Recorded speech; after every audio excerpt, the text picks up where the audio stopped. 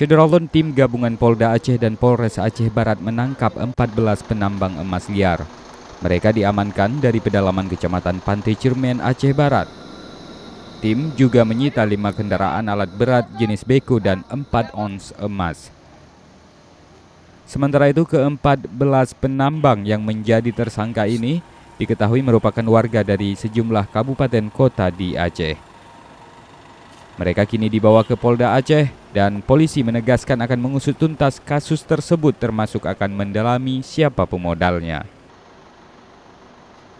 Nanti setelah ini tim dari Polda gabungan dengan Polres Aceh Barat akan berangkat ke Banda Aceh. Dari Melabuh, Rizwan, Serambion TV.